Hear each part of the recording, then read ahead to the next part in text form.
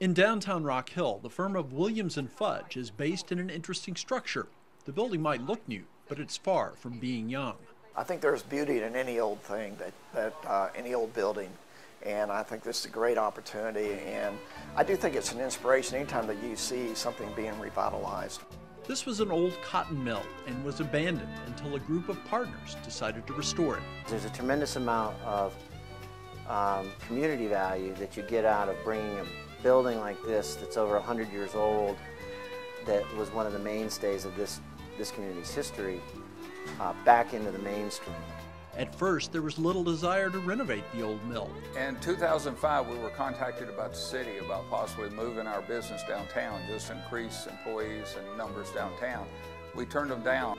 That changed pretty quickly, however. In 2006, early, they approached me again, and because we had seen what Duke University was doing at the old Lucky Strike American Tobacco Company warehouses in Durham, North Carolina, we fell in love with history and how we could make the building different. The city of Rock Hill wanted to start improving what it would call the textile corridor. At the same time, Williams and Fudge was running out of room for its student loan collections business. It was really the interest of the city to revitalize the textile corridor and our need for additional space. It was just a perfect marriage. I think it benefited the community of Rock Hill, and it gave us an expansion opportunity of our company. Taking on the task of bringing an abandoned building back to life is not for everyone. There's a real appreciation for history, and you have to be passionate about that. This is not every developer's dream. The abandoned mill might have been even more of a challenge than other targets for adaptive reuse. Very difficult to even imagine that it could be a usable facility again. When you walked through the building, it was literally pitch dark. Water had gotten into the building so that there was a significant amount of mold. It wasn't a very pleasant environment. The exterior of the building was overgrown with weeds. And you know, it just looked like what it was, a huge abandoned building with no hope. I've always been a risk taker, and most of my friends, when they heard we were remodeling in it, thought that I'd gone crazy for sure this time. One thing that helped is that one of the partners, Brian Barwick, had experience rejuvenating old structures. We've learned that, you know, things that to the untrained eye look just absolutely unsalvageable, and many cases are. Another factor was that the partners say they could see beyond what was in front of them to what it could become.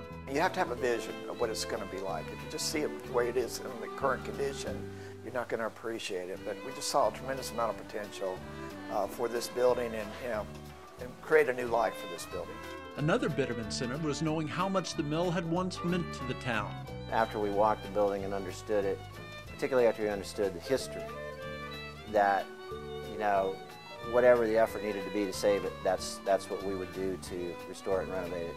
Appearances aside, the cotton mill did possess some positive features. The architects and engineers assured us that 130-year-old beams were very firm and very much in place. The structural features of the building were unique. I mean, the heart pine floors, the enormous wood-hewn columns, the masonry brick, the windows.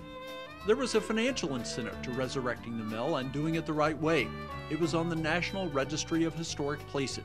We were excited that it already had that because we utilized federal tax credits to help us renovate it. While the tax credits were beneficial, the National Registry designation did put some limits on what could be done at the site. You couldn't come in and replace these floors. You couldn't replace the wood columns with, say, steel columns. You couldn't come in and tear the roof off and redo the decking with something other than wood plank decking. This place filled its original role for nearly a century, but after that, its usefulness was in question. It operated in a textile mill from May 1881, till somewhere in 1967. Then after that time, it was a warehouse until 2000, then it sat empty for about 5 years.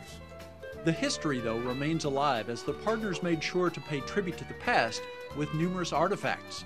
We wanted to honor people who built this community, and the people that are over 60, 70 years old remember this as being a mill community. So we need to honor the people who brought us to where we are today. There are many scenarios under which this building would have been a casualty of progress. It's so much easier to tear these buildings down and build a new structure. I imagine the structure would have been torn down by now because it had a lot of major flaws and the roof leaking, everything. The city had done a good job of trying to keep it up, but it was deteriorating real fast, and we caught it just in time to keep it. It was caught in time, and now the structure is something which the partners and the people of this community look at with pride. We love it, we enjoy it, we have a lot of people want to come by and see it.